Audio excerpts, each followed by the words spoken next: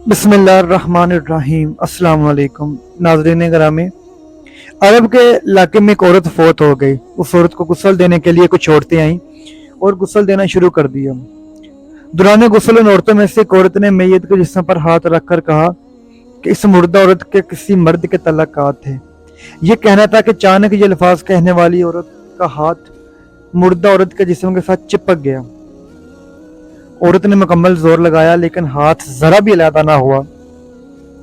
गुस्ल मुकम्मल हो चुका था और मैयत को भी देर हो रही थी, लेकिन उस औरत का हाथ मैयत से अलहदा ना हुआ।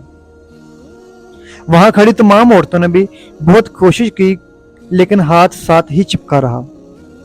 इलाका के उलमा इकट्ठे हुए और फैसला किया कि इस औरत का हाथ काट दिया जाए और मैयत के साथ दफन कर दिया जाए। लेकिन इस औरत के खानदान वालों ने इसकी सख्त मुखालफत की और कहा कि हम अपनी औरत को खामखा मजदूर नहीं कर सकते। उलमा ने फिर मशवरा किया और फैसला किया कि मैयत के जिस हिस्से के साथ इस औरत का हाथ चिपका है उस हिस्से को काट दिया जाए। लेकिन इस बार मैयत के खानदान ने मुखालफत की और कहा हमें यह मंजूर नहीं।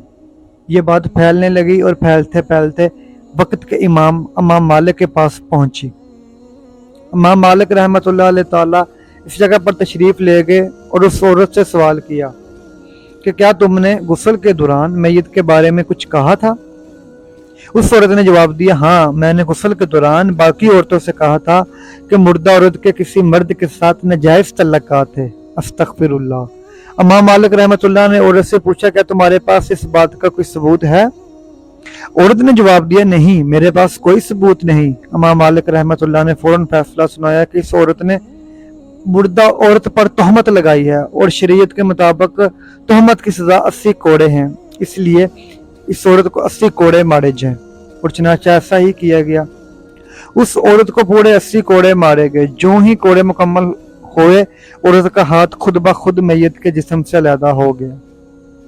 आखिर में अल्लाह ताला से दुआ है कि अल्लाह ताला हमें समझने और अमल करने की तौफीक अता फरमाए। आमीन सुम्मा आमीन।